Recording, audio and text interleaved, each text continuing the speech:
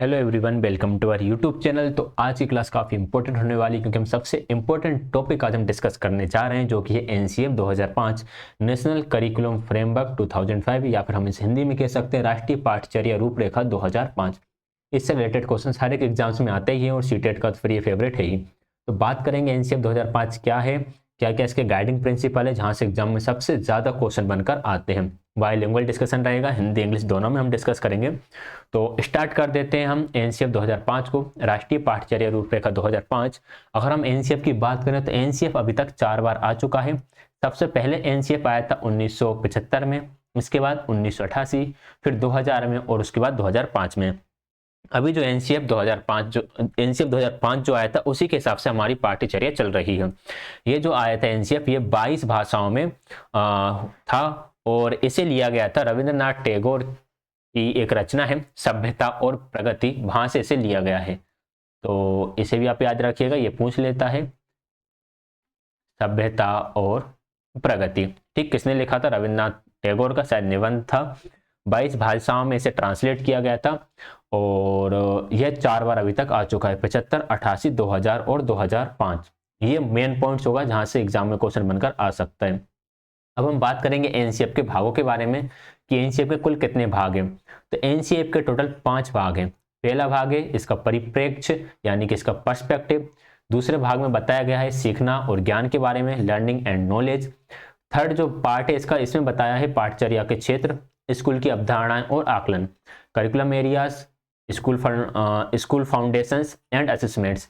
देखिए यहाँ से एग्जाम में ऐसा क्वेश्चन बनकर आ जाता है कि लर्निंग एंड नॉलेज एनसीएफ का कौन सा भाग में है, तो एनसीएफ के दूसरे भाग में है। इस तरह से विद्यालय और कक्षा का वातावरण इसके चौथे भाग में, व्यवस्थागत सुधार इसके 5वें भाग में। तो इस तरह से एनसीएफ के ये 5 भाग हो जाते हैं।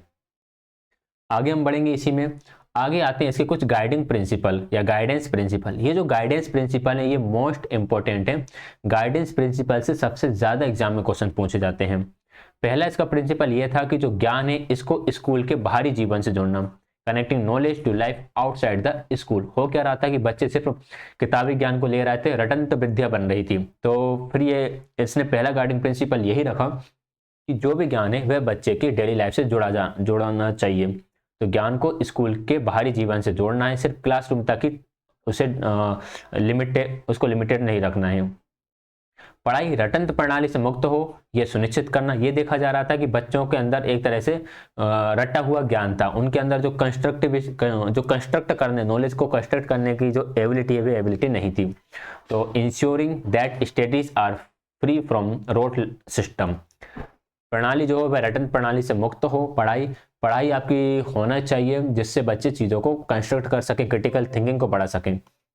पाठ्यचर्या का इस तरह से संवर्धन करना कि वह बच्चों को चहुमुखी विकास के अवसर रवैये मुहैया कराए, बजाय इसके कि वह पाठ्य पुस्तक केंद्रित बनकर रह जाए। आपकी जो पाठ्यचर्या है वह पाठ्य पुस्तक केंद्रित ना रहे। चहुमुखी विकास मतलब उनका होलिस्टिक डेवलपमेंट हो बच्चों का, मतलब करिकुलम के साथ साथ जो को करिकुलर एक्टिविटीज हैं उसमें भी बच्चों को आगे बढ़ना, परीक्षा को अपेक्षाकृत अधिक लचीला बनाना और कक्षा की गतिविधियों से जोड़ना। Making the exams more flexible and link to classroom activities. जो एग्जाम्स हैं वो ओनली पेन पेपर पर ही आधारित ना रहें, क्लास की जो एक्टिविटीज है उनके साथ आप एग्जाम्स को जोड़ो। तो ये इसका चौथा गाइडिंग प्रिंसिपल होता है। 5वां था कि एक ऐसी अधिभावी पहचान का विकास जिसमें प्रजातांत्रिक राज्य व्यवस्था के अंतर्गत राष्ट्रीय चिंताएं शामिल हों। मतलब कि हम बच्चों के अंदर एक ऐसी थिंकिंग डेवलप करना है या ऐसी आइडेंटिटी डेवलप करना है जिससे वो जो हमारी डेमोक्रेटिक सोसाइटी है उसके बारे में सोच सकें, उसके बारे में थोड़ी सी कंसर्न रखें। चिंता का मतलब ऐसा नहीं कि उसके बारे में टेंशन लें, उसके बारे में सोचें कि आखिर यहाँ पे क्या समस्या हो सकती है, इन्हें कैसे सुधारा जा सकता है। तो ये इसका 5वां गाइडिंग प्रिंसिपल था। इस तरह से एनसीएफ के 5 गाइडिंग प्रिंसिपल हैं, याद रखना काफी इंपॉर्टेंट है, सबसे ज्यादा एग्जाम में यहाँ से क्वेश्चन आए हुए हैं। आगे हम बात करेंगे कि सब्जेक्ट्स को रिलेटेड इन्होंने कुछ सजेशन दिए, सब्जेक्ट बेस्ड सजेशन। अगर हम मैथ्स की बात करें तो मैथ्स में इन्होंने सजेशन ये दिया कि इस विषय का पाठ्यक्रम ऐसा हो जो चिंतन, तर्क, अमूर्त संकल्पना, समस्या को सूत्रबद्ध करने व समाधान में मदद करे। गणित में सफलता प्रत्येक विद्यार्थी का अधिकार हो। The syllabus of this subject should be such that it helps in thinking, reasoning, abstract concepts, problem formulation and solution, success in mathematics about to the right of every student, यानी कि गणित में सफलता प्रत्येक विद्यार्थी का अधिकार हो। यहाँ से एग्जाम में क्वेश्चन बनकर आ चुका है कि जिसमें एक ऑप्शन था कि गणित सीखना हर एक बच्चे का अधिकार है या हर एक बच्चा गणित सीख सकता है, तो वो चीज़ यहीं से उठाई हुई है। तो एनसीएफ में यही बोला गया है कि हम बच्चे को दोषी नहीं दे सकते अगर बच्चा गणित नहीं सीख पाया, हम दोषी देंगे कि उसको पढ़ाते टाइम कोई गड़बड़ हुई होगी टीचर की या फिर सिस्टम की, इस वजह से बच्चा गणित में कमजोर रह गया। ठीक है, और गणित का सिलेबस कुछ ऐसा रखें ताकि बच्चे थिंकिंग कर सकें, लॉजिक लगा सकें, एब्स्ट्रैक्ट कॉन्सेप्ट बना सकें, ठीक है, और समस्या को सॉल्व कर सकें। तो इस तरह से मैथ्स का सिलेबस होना चाहिए। तो ये मैथ्स के बारे में सजेशन था एनसीएफ का। आगे हम बात करें साइंस को लेकर, तो साइंस के बारे में इनका सजेशन ये ऐसा था कि इसका स्वरूप ऐसा हो जो बालक को प्रतिदिन के अनुभवों की जांच करने व विश्लेषण में सक्षम बनाए, यानी कि बच्चा डेली जो एक्सपीरियंस करता है उनको कम से कम एनालाइज कर सके, पर्यावरण पर बल दिया जाए, अन्वेषण की प्रवृत्ति बढ़े, इसकी सहायता से गरीबी, अज्ञान व अंधविश्वास को दूर किया जा सके। जो अंधविश्वास हमारे यहाँ चलता है उसे दूर किया जा सके, जो सुपरस्टिशन चलता है, सुपरस्टिशन इसको रिमूव करें और हेल्प करें कि बच्चे अन्वेषण करें, ठीक है, increasing the tendency of exploration. तो ये विज्ञान के लिए सजेशन था। आगे बढ़ेंगे सामाजिक विज्ञान की तरफ, तो सोशल साइंस को लेकर इनका सजेशन ये था कि सामाजिक मूल्यों का विकास हो, सामाजिक वंचित वर्गों के प्रति सकारात्मक दृष्टिकोण का विकास हो, जल पानी के मुद्दों पर समाकलन पर बल, यानी कि हर एक बच्चे को हर एक व्यक्ति को जल पानी हर एक मोहल्ले तक, गांव तक पहुंच सके, लिंग समानता किस तरह से सुनिश्चित की जा सके, अनुसूचित जाति, जनजाति व अल्पसंख्यक संवेदनशीलता के प्रति सजगता। तो ये सोशल साइंस को लेकर इनका सुझाव था। आगे इन्होंने फिर कुछ आर्ट्स के बारे में शांति शिक्षा यानी कि पीस एजुकेशन, बाल केंद्रित शिक्षा, शारीरिक विकास, सार्थक अधिगम, इन सब के बारे में भी एनसीएफ में बात की गई है।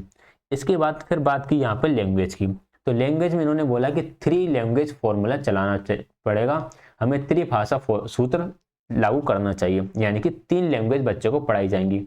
अब वे 3 लैंग्वेज कौन कौन सी रहेंगी? अगर आप जनरल जो अगर हम नॉर्मल बात करें तो बच्चे की जो फर्स्ट लैंग्वेज है वो तो मदर टंग ही होना चाहिए, ठीक है, फर्स्ट लैंग्वेज मदर टंग होना चाहिए।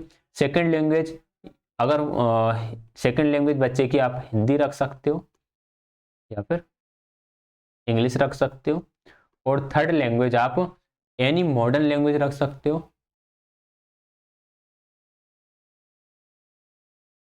या फिर आप हिंदी इंग्लिश में से कोई सी भी रख सकते हो। कहने की बात है, मैं आपको एक एग्जाम्पल के माध्यम से समझाता हूं जिससे आपको अच्छे से समझ में आएगा। मैं आपको सामने 2 तरह के एग्जाम्पल रखूंगा। अगर मैं बात करूं एमपी की, ठीक है, एमपी में फर्स्ट लैंग्वेज हिंदी होती है क्योंकि हम लोगों की मदर टंग जो है वह हिंदी है। सेकेंड लैंग्वेज हम या तो इंग्लिश रख सकते हैं या फिर नहीं, सेकंड लैंग्वेज हिंदी इंग्लिश में से एक रख सकते हैं, तो सेकंड लैंग्वेज फिर हम इंग्लिश रखेंगे, और थर्ड लैंग्वेज फिर हम कोई सी भी मॉडर्न लैंग्वेज रखेंगे। तो थर्ड लैंग्वेज यहाँ पर संस्कृत चलती है, ठीक है, कहीं कहीं ये थर्ड लैंग्वेज के तौर पर उर्दू भी पढ़ाई जाती है। तो संस्कृत और उर्दू ये दोनों थर्ड लैंग्वेज चलती है। अब हम चलते हैं साउथ इंडिया में, हम चलेगा तमिलनाडु में। तमिलनाडु में फर्स्ट लैंग्वेज तो ये तमिल रखेंगे क्योंकि बच्चों को जो शिक्षा है वह मदर टंग में ही दी जानी चाहिए। तो पहली लैंग्वेज तो इनकी तमिल हो जाएगी, इनका पूरा करिकुलम तमिल में रहेगा। सेकंड लैंग्वेज ये हिंदी भी रख सकते हैं और इंग्लिश भी रख सकते हैं, ठीक है। तो ये ज़्यादातर क्या करते हैं, सेकंड लैंग्वेज इंग्लिश रख लेते हैं और थर्ड लैंग्वेज फिर ये हिंदी रखते हैं। इस तरह से 3 लैंग्वेज चलेंगी। अब वो स्टेट अपने हिसाब से 3 लैंग्वेज एडजस्ट कर सकता है। सेकंड लैंग्वेज पर हिंदी या इंग्लिश में से एक को ही रखना है, थर्ड पर फिर वो किसी को भी लेकर आ सकता है। जो लैंग्वेज सेकंड लैंग्वेज की तरह चूज की जाती है उसे हम थर्ड लैंग्वेज नहीं बना सकते। तो इस तरह से लैंग्वेज को बांटा गया था। अदर स्टेट्स में हो सकता है थर्ड लैंग्वेज कुछ और रखी जा सके। ये 3 लैंग्वेज फॉर्मूले की बात की गई। आकलन व मूल्यांकन के बारे में बात करा कि जो असेसमेंट एंड इवेल्युएशन है उसमें सीसीई को ऐड करा, क्रिएटिव बेस्ड क्वेश्चन यानी रचनात्मक आधारित प्रश्नों को ऐड किया जाना चाहिए, ओपन बुक एजुकेशन खुली पुस्तक शिक्षा हो, सेल्फ असेसमेंट हो, निर्णयात्मक आकलन पर बल दिया जाए, एम्फेसाइज ऑन डायग्नोस्टिक असेसमेंट। तो इन पर बल दिया गया था असेसमेंट एंड मूल्यांकन के लिए। आगे इन्होंने कुछ और बातें भी कही थी जो एनसीएफ में दी हुई है। हालांकि एनसीएफ जो डॉक्यूमेंट है वो बहुत बड़ा डॉक्यूमेंट है, मैंने उसकी एक तरह से समरी यहाँ पर लेकर आया हूँ। पहला पॉइंट इन्होंने बोला कि शिक्षक शिक्षा का समेकित मॉडल विकसित हो, ज्ञान निर्माण के लिए शिक्षक एक उत्प्रेरक हो। ठीक है, integrated model of teacher education should be developed. Integrated model मतलब कि हर विषयों को साथ में मिला के पढ़ाना। अगर आप जैसे हिस्ट्री भी पढ़ा रहे हो ना, तो हिस्ट्री के साथ आप थोड़ा सा मैथ्स को भी कनेक्ट कर लो और थोड़ा सा आप उसके साथ लैंग्वेज को भी कनेक्ट कर लो, तो इंटीग्रेटेड वे में इसे पढ़ाएं। लोकतंत्र सहभागिता के लिए पंचायती राज संस्था की मजबूती पर बल। इसका मतलब यह था कि जैसे किसी गांव में कोई स्कूल चल रहा है, ठीक है, अब गांव के स्कूल को कोई केंद्र से कैसे चला सकता है, यानी केंद्र सरकार जो है वो गांव के स्कूल को कैसे चला सकती है, क्योंकि गांव के स्कूल को क्या जरूरत है, क्या इसकी नीड है, ये कहाँ जानेगी, ये वहाँ की जो लोकल गवर्नमेंट रहेगी, जैसे हम बोलेंगे वहाँ की जो पंचायत होती है वह समझ सकेगी कि यार गांव के बच्चों की आवश्यकता किस प्रकार की है। तो पंचायती राज संस्था की पर बल दिया गया था। ज्ञान की प्रक्रिया में समुदाय के लोगों की साझेदारी हो। विकेंद्रीकृत योजना पर बल, एम्फेसाइज ऑन डिसेंट्रलाइज्ड प्लानिंग, यानी कि डिसेंट्रलाइज्ड का मतलब यह है कि कोई एक व्यक्ति नहीं है जो कि सारे करिकुलम को डेवलप करेगा या हर प्रकार के करिकुलम के बारे में बात करेगा। यहाँ पे अलग अलग संस्थाएं रहेंगी जो अपने अपने लेवल पर बात करेंगी। जैसे कि आपको पता होगा BRC होता है, CRC होता है, फिर इसके ऊपर एक होता है SCERT, फिर इसके ऊपर होता है NCERT, और यही सारे होते हैं। तो ये सारे मिलकर इस लेवल पे काम करेंगे। एक डिस्ट्रिक्ट लेवल पे भी होता है। शिक्षक की भूमिका सुगमकर्ता के रूप में हो। The role of teacher should be a facilitator. यहाँ से बहुत ज्यादा क्वेश्चन आया हुआ है सीटेट में। प्रमुख लक्ष्य आत्मज्ञान का निर्माण करना। The main goal is to build self awareness. समान स्कूल व्यवस्था विकसित हो। Equal school system should be develop. तो ये कुछ बातें बोली गई थी, ये और भी हैं, मतलब बहुत सारे पॉइंट्स हैं ऐसे जो एनसीएफ में बोले गए हैं और सारे ही इंपॉर्टेंट हैं। बालक सक्रिय है, वह स्वयं जाने व सीखे।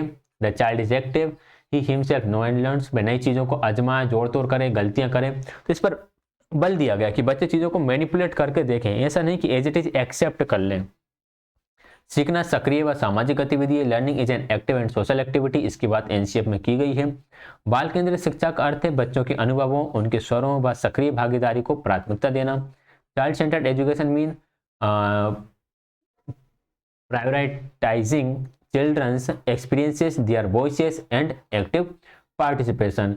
बाल केंद्रित का मतलब कि बच्चे की आवाज को सुना जाए, हर एक बच्चे की आवाज को सुना जाए।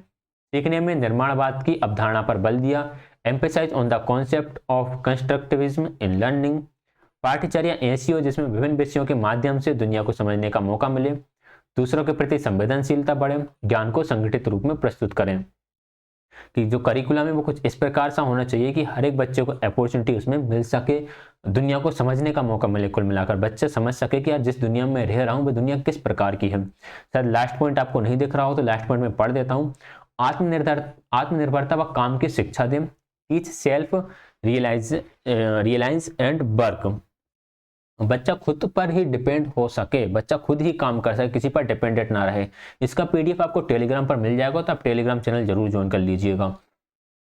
आगे हम बात करेंगे सीखना ज्ञात से अज्ञात, मूर्त से अमूर्त, स्थानिक से वैश्विक की ओर होना चाहिए। जो नॉलेज है ऐसा नहीं कुछ भी चल रहा हो, वे known to unknown, tangible to intangible, concrete to abstract जो है उसे टेंजिबल टू इनटेंजिबल भी बोल देते हैं, स्पेशल टू ग्लोबल होना चाहिए। ये मोस्ट इंपॉर्टेंट पॉइंट है। जो लास्ट पॉइंट है, प्राथमिक कक्षा यानी कक्षा 2 तक, सेकंड क्लास तक कोई भी होमवर्क नहीं दिया जाएगा। कक्षा 3 से 2 घंटे प्रति सप्ताह का होमवर्क, कक्षा 5 से 6 घंटा प्रति सप्ताह का होमवर्क दिया जाएगा, और उच्च तथा उच्चतर माध्यमिक विद्यालय में 11 से 12 घंटे प्रति सप्ताह का होमवर्क दिया जाएगा। या फिर हम यहाँ कह सकते हैं कि 2 घंटे पर डे के हिसाब से होमवर्क दिया जाएगा। और यहाँ पर ये 1 आवर पर डे के हिसाब से होमवर्क दिया जाएगा। इस तरह से होमवर्क को भी डिसाइड किया गया था एनसीएफ में। तो ये था हमारा एनसीएफ 2005। जितने भी इंपॉर्टेंट पॉइंट्स थे वो सारे इंपॉर्टेंट पॉइंट्स हमने इसमें कवर कर लिए हैं। वीडियो पसंद आया तो वीडियो को लाइक शेयर, चैनल को सब्सक्राइब कीजिएगा। टेलीग्राम चैनल पर पीडीएफ आपको मिल जाएगा। कीप लर्निंग कीप ग्रोइंग, सीखते रहिए और ग्रो करते रहिए। इंस्टाग्राम पर भी आप चाहें तो फॉलो कर ही सकते हैं। कोई भी डाउट हो तो उसके लिए आप कमेंट कीजिएगा। वीडियो देखने के लिए आप सभी का बहुत बहुत धन्यवाद।